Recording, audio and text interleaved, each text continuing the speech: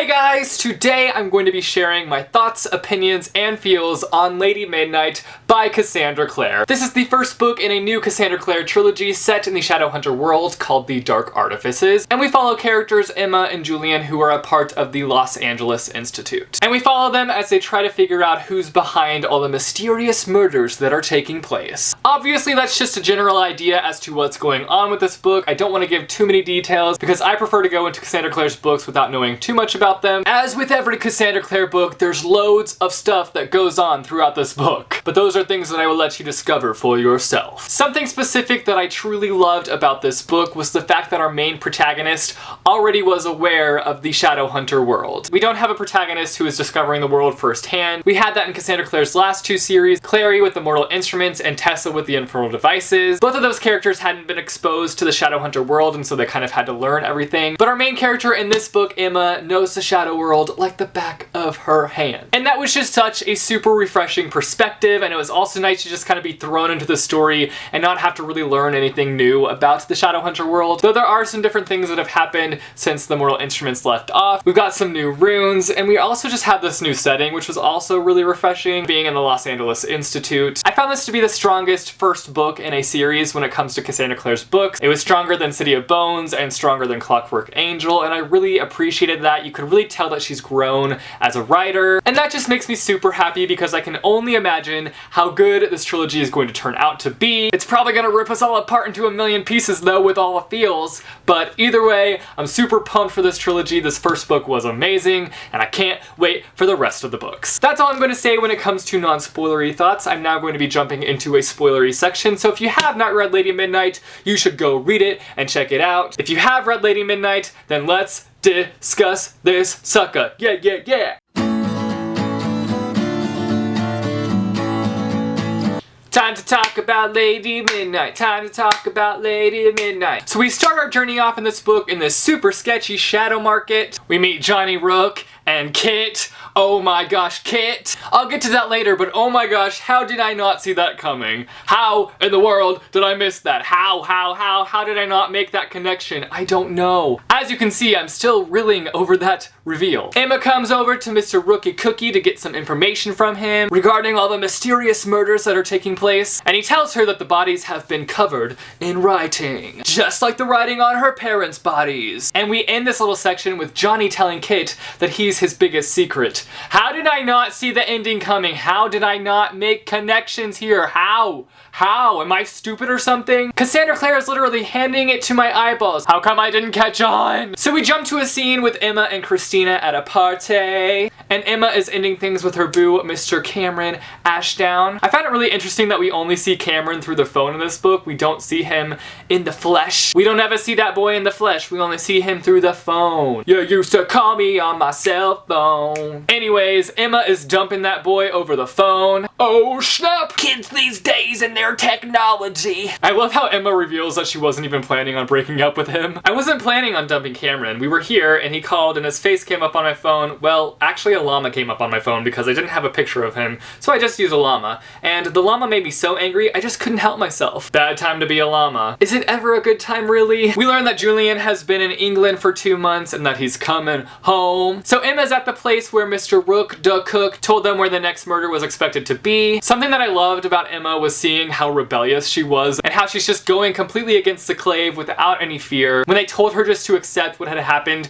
to her parents, she was like, heck nah, I'm gonna take this into my own hands and do my own thing and figure this all out. And I just loved her thoughts on the law of the cold peace. The law is annoying, but it's flexible. So Emma ends up going against some Fey and ends up racing after him and steps on a dang dead body. Now I would have shrieked at the sky opening the gates of heaven. But of course Emma's just all chill. It's like, whatever, I just stepped on a dead body, no big deal. Just another dead body, another day on the job. Anyway, the body is covered in writing, just like Emma's parents. The Blackthorns make it back to the Institute. I really wish we would have seen Aline and Helen in this book. I know that we kind of see them briefly, but it's through technology again. I wanted to see them back at the Institute. It was really sweet learning that year after year, Julian had been writing to the Clave, petitioning petitioning to let his sister come back and live at the Institute, but the Clave kept resisting because the Clave is the worst. And their excuse is always because Helen needs to be studying the wards. Okay, yeah, we totally believe you. It was so interesting seeing the dynamic between Emma and Jules, because obviously they're secretly in love. And I feel like just in general, they do things that most parabatai wouldn't do. I mean, I doubt that most parabatai sleep in the same bed sometimes. I loved learning a little bit about Clary and what she's up to now and how she had created some new runes. One for breathing underwater, one for running long distances, and you know, that one rune for birth control. Leave it to Clary to create a rune like that. Jules and Emma decide that they really want to get to the bottom of the murders that are taking place and kind of figure out who's the murderer, and they want to become heroes. Look at what the Clave did for Simon and for Magnus and Alec. When you're a hero, they'll do a lot for you. So are we thinking they want to become heroes so that they can get rid of the fact that they're parabatai?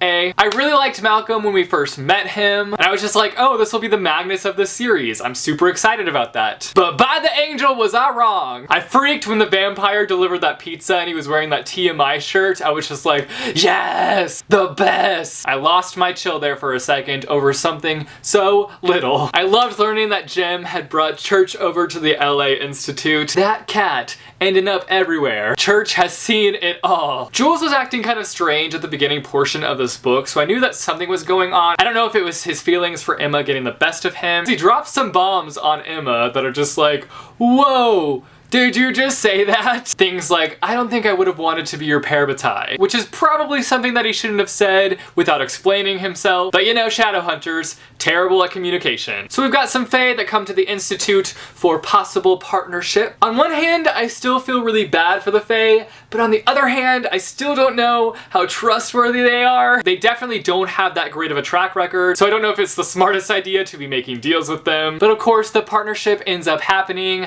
They've translated some of the markings, and the only way that they will reveal what they have translated is if they partner up. So they make a deal with the Fae, and part of the deal is to get Mark back to the Institute, which I was kind of nervous about because I wasn't sure what Mark was going to be like. So they get Mark back and they get the first line translated, and it's simply fire to water. It was really sad at first seeing how Mark just didn't remember anyone, especially when we see his struggle in Shadowhunter Academy to kind of cling on to who he is. So the crew meets up with Malcolm and he's already got company at his house. They're movie producers and they want me to cast a spell to ensure the success of their new release, but it looks terrible. Is this Cassie throwing shade at the television show? I don't know if it is, but if it is, I'm living for it. Freaking Magnus Bane pops up out of nowhere, and it was nice seeing him for a split second. So they're having Malcolm kind of help them figure out the markings, which in the end is just not a good idea. I love the fact that Jules almost gets him and Emma in a wreck, just to say to Emma that you being my parabatai is the best thing that's ever happened to me. Just make up your mind, Jules, because at this point,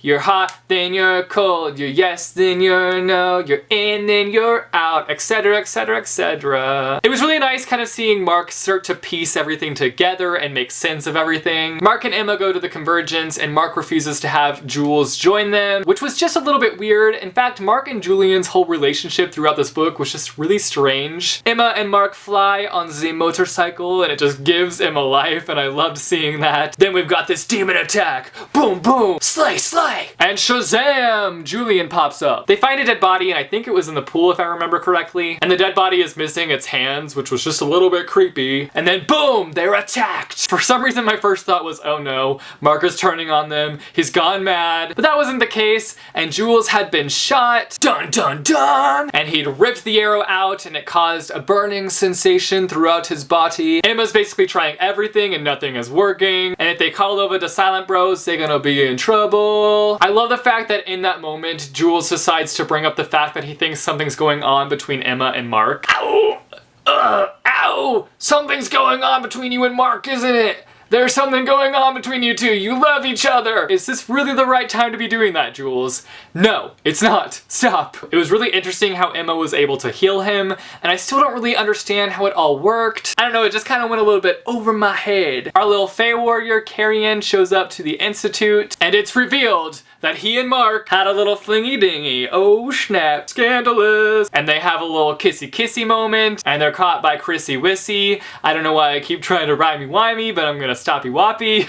So Livy and Ty have translated the markings from the cave, but our love it was stronger by far than the love of those who were older than we, of many far wiser than we, and neither the angels in heaven above, nor the demons down under the sea, can ever dissever my soul from the soul of the beautiful Annabel Lee.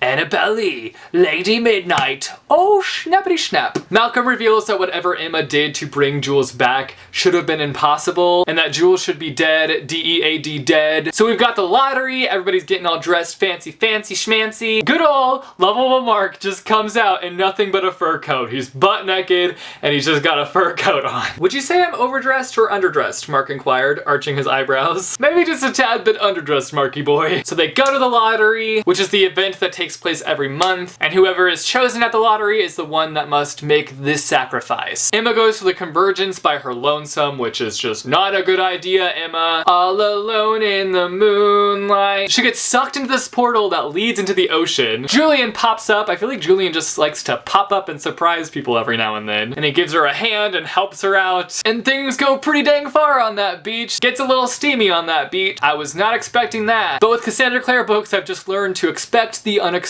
Either way though, that's a big oh no for your little parabatai. So they slept on the beach and then they wake up in the morning and they see footprints, so hopefully nobody saw them. I was really surprised that Emma revealed to Christina that she had slept with Julian, especially because that's just such a big no. It's a forbidden thing in the Shadowhunter world, and it's not going to be a good thing if people find out that they're doing the dirty. Christina and Emma chase after this guy, and it ends up being Diego, which is the guy from Christina's past. Christina and Diego talk, and we kind of find out a little bit more about Christina's past and why she left her institute. So we find out that line, "First the flame," comes from a Treasure of Tales for Nephilim, which is a Shadowhunters children's book, which I'm sure Cassandra Clare has plans to write at some point. And the line comes from the story Lady Midnight. Oh. Things are clicking. 3 little Fae riders come into town. Kyrian, Irath, and Gwyn. Mark is accused of sharing Fae secrets, therefore he must be punished. So he's going to be punished by being whipped, but Jules and Emma both step in and they get whipped. I did feel bad that they were getting whipped because they didn't deserve to be whipped. Kyrian should have been the one to get the whippings, but at the same time, Shadowhunters have runes that heal them pretty quickly, so I knew that they were going to be okay. I loved that scene we get between Mark and Jules, and Mark promises that he'll never leave, and it's just so beautiful. You won't go back to Fairy? No matter what happens, Mark said, I will stay here. I will always stay here. My heart! Jules lets Emma into his studio, and she basically walks into a shrine of herself, which I guess should have been like a beautiful scene, but for some reason to me, I was just like, that would have creeped me out if I would have walked in and just seen a bunch of paintings of myself. I would have been like, yo, this is awesome and all, but I'm out. How long have you been doing this? My whole life. And of course they have some kissy times, and they almost get caught by Livy. Oh, spaghetti-o. Cutting it close there, Parabatai. And then we have the final showdown. Oh yeah. It's revealed that Malcolm is the freaking guardian. I didn't see it coming. At all. It was so epic just seeing Emma slay Malcolm. This is for my parents. Yeah. But I'll admit, I still don't think he's dead. We didn't see no body. We get a little cheeky appearance from Jace, Clary, and Magnus, and we learn that Simon and Isabel are engaged to be married. The sizzy feels are still alive and well. And we see freaking Tessa and Jem. I still can't get over Kit. I still can't get over it. That reveal though. So we kind of leave this book with Emma talking to Jem about Parabatai, and he reveals how if Parabatai fall in love, they basically go straight up mad. So at the end of the book, Emma decides that she's going to fake a relationship with Mark, even though Mark's all, why we gotta fake it, boo? Mark is such a creeper sometimes. This is going to be such a messy situation. Even though it's already a messy situation, it's going to be even more messy. So those are all my thoughts, opinions, and feels on Lady Midnight by Cassandra Clare. You guys should let me know down below what you thought of this book. What was your favorite moment? Where do you think the story is going to end up in the end? How are they going to get out of this Parabatai mess? Are they even going to get out of the Parabatai mess? I don't know. Let me know your feels down below. Also, if you like this video, be sure to give it a big thumbs up. I post videos every Monday, Wednesday, and Friday, so click subscribe if you want to be notified for when I post new videos. Thanks for watching, guys, and I will see you soon with a new video. Bye, chew. But our main and in the Bahama, it was so interesting seeing the dynamic